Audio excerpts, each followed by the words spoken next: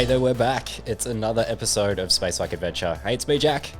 How you going? It is our second last episode of Space-like Adventure for the year, so let's waste no time and let's get straight into it. In the last episode, the crew dealt with the repercussions of their firefight. Atea barely survived the gunshot she received at the hands of Flint, and then the crew found the missing belter Franco. But just as they were preparing to leave, a screen nearby turned on, and on the screen was the face of Sebastien Pope, the man they believe is behind this conspiracy and the object of Atea's obsession. But what does he have to say?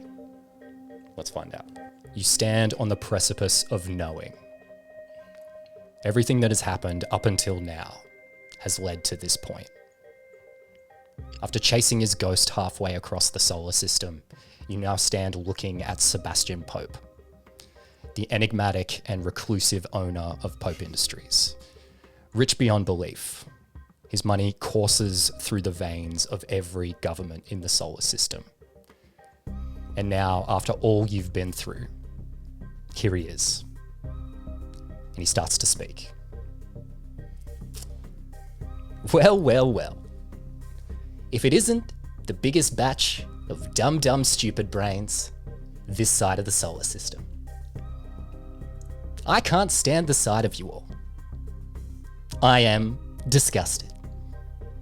Such a sorry state of affairs. What do you have to say for yourselves? Oh my God. I think as much as Atea has been like pulled into herself for the last however long since she was shot, Flynn, you see not someone entirely different, but something really pathetic, I think. From where she's standing, she drops to her knees, looking up at this screen, kind of just fumbling over her words, looking up to the screen. Mr. Pope. Oh God. I knew no, this is surely it's a misunderstanding. You see, it's there's so much that's happened. I've just been wanting to speak to you. I thought we could speak to each other. We could figure it out. I could help you, and I'm sure once you get clarity on the situation, you would think that I'm like. She like stops and looks around, and you can see she's about to say like everyone there. And she looks around. She meets maybe just kind of skitters everyone's eyes for a minute and looks back up, and she goes, "I'm not like them. I'm here." For you. There's a slight awkward pause as he doesn't start speaking immediately. I knew it. And he says, oh God, did you respond? Oh man, I hope you responded. It is so funny when they respond to the recorded message and then the screen suddenly flickers and it cuts to black for a second. And then cuts back to the same room with no one in the chair. And you guys hear a voice yelling from off camera. You know what? I've changed my mind. You see a figure on camera.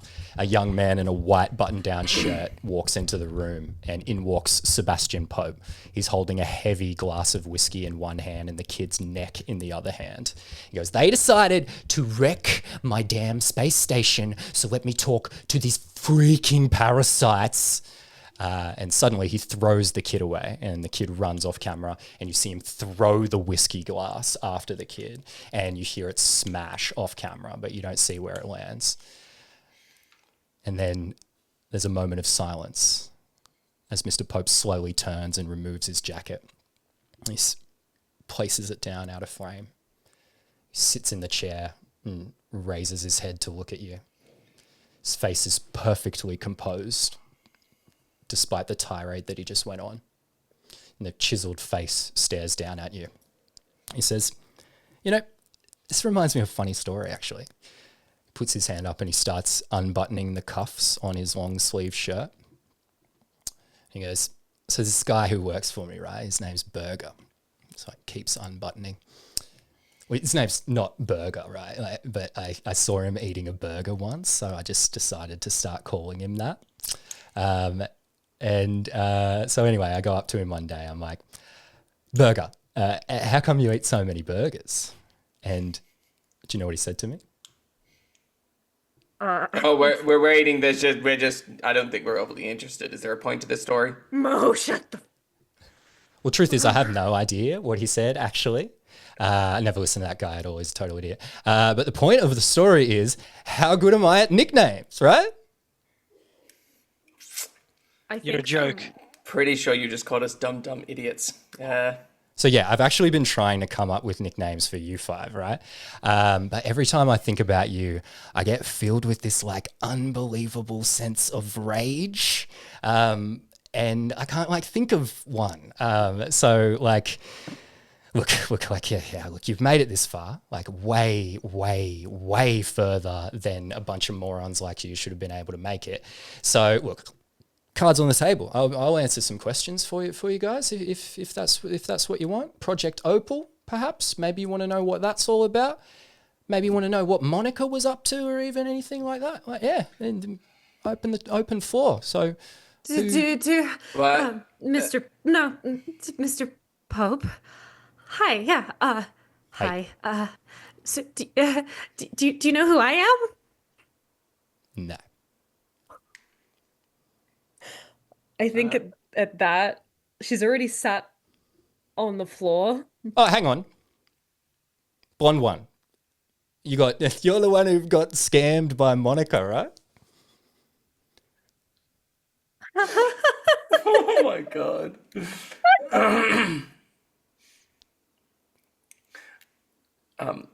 Can Mo's gonna look at Flint, and he's on a screen, yeah. Yeah.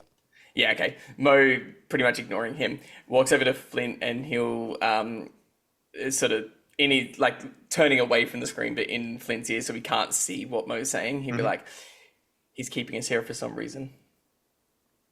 It kind of seems like he's stolen a little bit. Flint's gonna walk over to Atea in between the screen and Atea and kind of squat down in front of her and kind of reach out both his hands, like offering you to take his hands.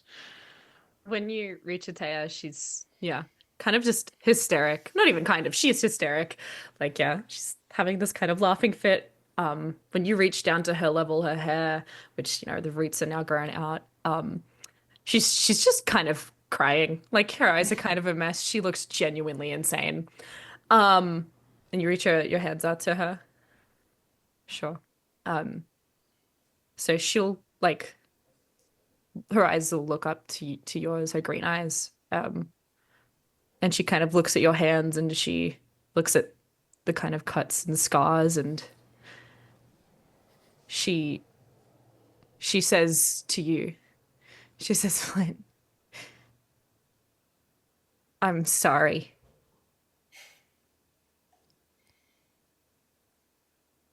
I'm sorry too, Atea.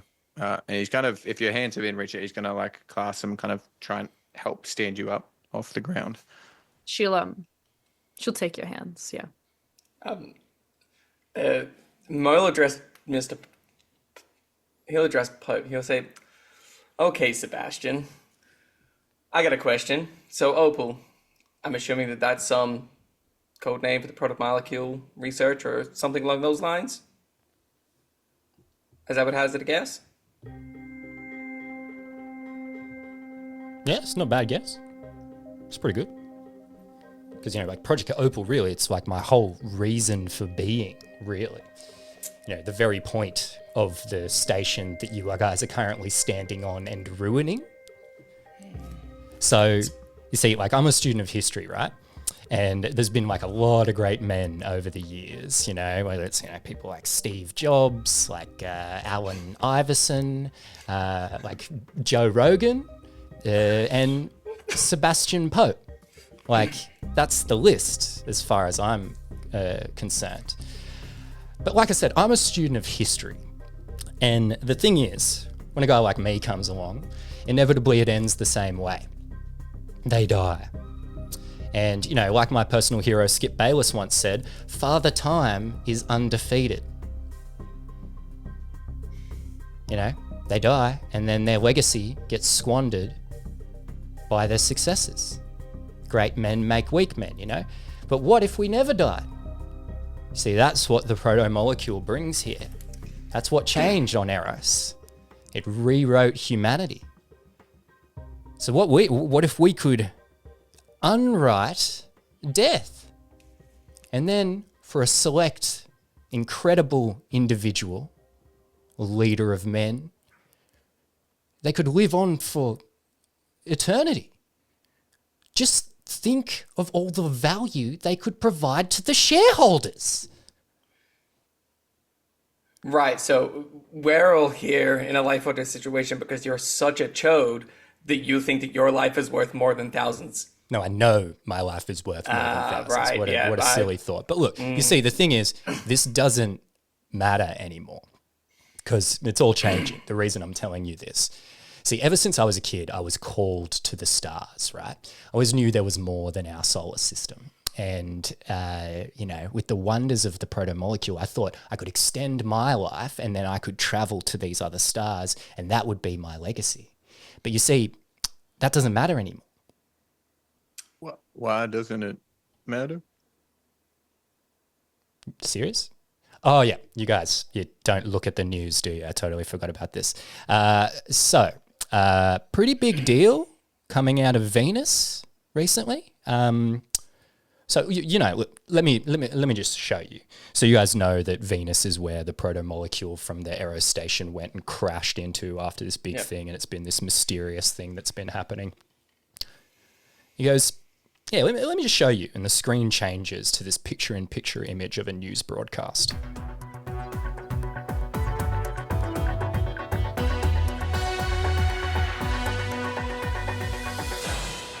Returning to that monumental news from Venus, shocking footage as the strange extraterrestrial mass on Venus leaves the planet. Screen cuts to some footage shot from space.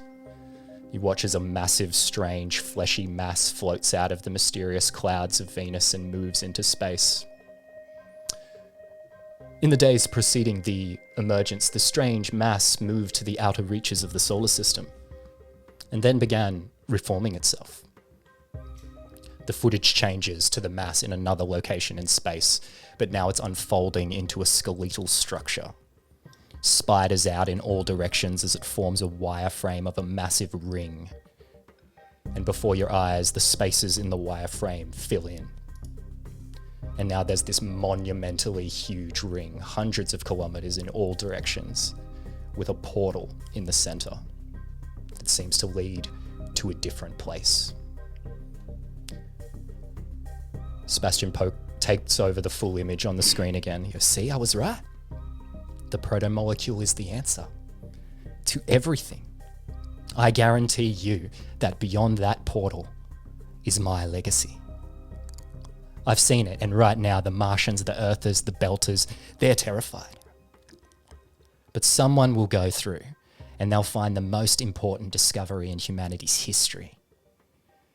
But thing is, no matter who finds it, they've all got their hand in my pocket. And I'll get mine. So that's what Project Opal is all about. There, Mr. Cop out of a noir film. I mean, yeah, that's kind of the goal. You're succeeding on the being a megalomaniac front. It's working well for you. And you look at the crew, and he's sort of not giving, Mr. Pope time of day. He'd be like, "So enough with Sebastian over there. How do we get off here, guys?"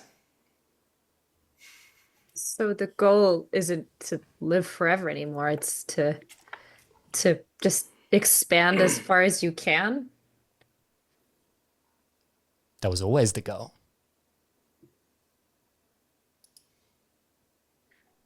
I'd call you sir, but if Daddy told me anything, it was to use titles for people that they respect. So Pope. It's funny, back in Martian training, we had names for types like you. We called them wasteland whisperers, kind of keyboard warrior types that talk behind a screen and didn't have the chutzpah to come say it to someone's face. You say you're full of rage and you hate seeing our face and you can't think of a nickname. Come up with one in person. Come pay us a visit. Show us that rage. We'd welcome it. I mean, we could give you the same treatment we gave Monica over here. That was pretty good. I gotta say that part was pretty funny. Blondie, are you curious why Monica got the job over you, by the way? Yeah, I am. Why? So applications come across my desk, right? And I could see it a mile away. Obvious scam job, obvious frame up, totally obvious. And, you know, like, I don't really care. Like, I kind of respect the hustle. But your resume was better, definitely. And I was going to go with you. But then I saw this one thing. Do you know what her last name is? No. Her last name is Harmonica. Her name is Monica Harmonica.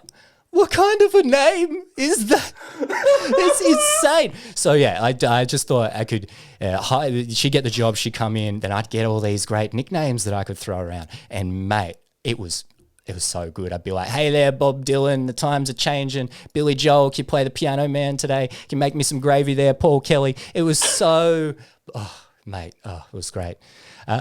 So yeah, that's why we did the whole thing, black bag, send you to the ice hauler, all the comedic punishment. It was our whole idea. But why me in that case? 'Cause Her, obviously, harmonica, hilarious. I mean, very, honestly, I should have seen that. That's very you. But yeah, you know, surely you don't even know my name, but somehow I'm still kind of the center of your universe in a funny way. Okay, interesting take on the whole matter. But yeah, my favorite Martian, actually. You there? There's someone here that wants to see you. You got a second? He stands up and he walks away without even waiting for you to reply. Frame stands empty for a few seconds. There is no possible way this ends well. Feels like an eternity to you, Flint. Ooh, help. And then a person strides into the room. They wear a crisp Martian military uniform. And as they come into the frame, your eye catches the badges indicating their rank. Admiral, the highest rank in the Martian military. They reach the center of the frame, then turn to face the camera.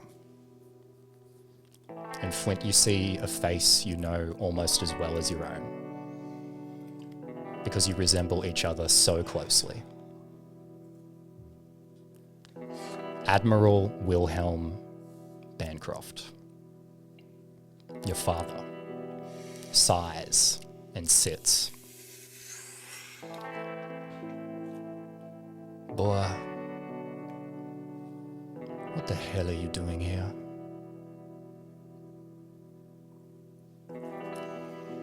Hey, Dad.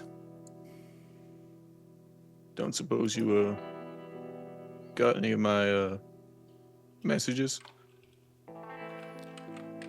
You were supposed to wait for me on that God-forsaken assholer. I was going to come and get you. But even now, you disappoint me. Associating with earthers, belters. And you couldn't sit tight and wait for me. You acted like I was a mean man who put you on punishment. Did you stop for a second to think, maybe I had a plan? I wasn't going to leave you behind as we built this new world. But you had to poke your nose into something you didn't understand. After all I've done for you and your mother, this is how you repay me. What do you have to say for yourself? Flint starts chuckling to himself a little bit as tears roll down his face. What you've done for me, mother? What would that be, Daddy dearest? What have you done for us? I've been sitting and waiting, stewing, sending messages, heard nothing. Haven't heard a peep from you in months. I don't know how long it's been, and I don't have time to wait around for any of your plans anymore. The Red Horizon, that was your plan. I killed my entire crew because of you, Dad. Some plan that was. This new world. If the new world is that you and Pope, whatever his name is over there, I don't want to be part of that world. So, no, I'm not. I'm glad one final time I can disappoint you, and I sincerely hope you come down here and say that to my face. Disrespect, insolence, and worst of all, weakness. It's like you said, Dad, respect for those who earn it, so. You think I stripped you of your rank to save you? Truth is, you weren't worthy of being a Martian naval officer. You weren't worthy of flying one of our ships. I know you wouldn't have made it through the academy without my name. I've seen you fly, boy. You don't know how. Boy, you're a civilian, playing pretend in the military, and the Navy propped up your dreams on my name. Well, I had enough. You ain't fit to fly a Martian ship, and you ain't fit to bear the name Bancroft. Fine by me, Mr. Bancroft. I don't want your name anyway. I'm not your son.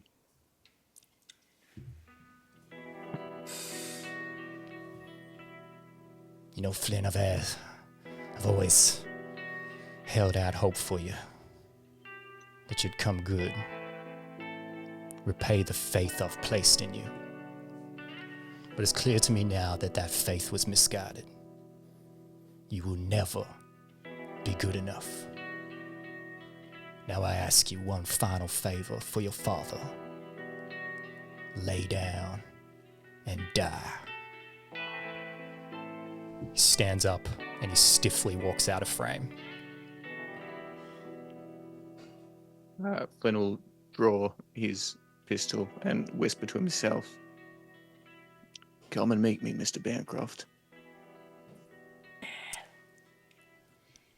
Hear some clapping from off screen, and you hear Sebastien Pope's voice. Stirring words there from my good buddy Admiral Wilhelm. And might I say, I could not agree more. I wish each and every one of you would lay down and die right now. That would be fantastic. But he stops and he pauses for a second and he looks over at Shrike. He's like, Slim Shady, you look kind of familiar. You know anyone I might know? Oh no. I think Shrike just kind of looks up at him. I think this entire time her face has been pretty deadpan, but just a little eye twitch. Is like, does she know anyone that he might know? And he's like, I hope to the gods that I don't, because I would never want to associate with people like you. Okay. Yeah, right. Well, it's not really the point. You just really reminded me of someone right now. It's very weird. Anyway, so there's one little final thing that I need to mention to you guys, and then I can let you go. But yeah, first, revenge. So you see, it's really, really funny to me. So it's no secret that the ice hole, Crystal Clear, is owned by Pope Industries, right? You guys know that. So you guys all technically work for me. And, I would have thought if you guys were like, snooping around and you run into some stuff being done by your employer, you might like steer clear or like maybe just like, let your line manager know, that type of situation. See if there's anything they can do about the whole thing. But that's not what you did, is it? You guys, you went snooping around. You went in here in my spooky experiment station, and you guys act like I'm the bad guy. But you guys didn't really care who you got involved in this whole mess, hey? Like, there was that funny little Irish lady on Tycho Station. She was cute. There was that cute little bumbling copper on Tycho Station. He was a gag, wasn't he? I wonder if you guys will ever go out for that dinner. That'd be nice. There's one other person though, isn't there? There's one other person. The sweet old cowboy seems to think my ice hauler is his. That'd be a real shame. Something were to happen to him, hey? Oh, well, just something to think about, you know. One last thing. This button. He holds up a little remote control with a button on it. He pulls out and he looks over at it, smiles at you all, and he says, "Smell you later. Forever." He presses the button, and the image cuts out. In place of the image of Sebastien Pope is a message. It says, "Self-destruct sequence initiated. 15 minutes until detonation." And that is where we're going to end it.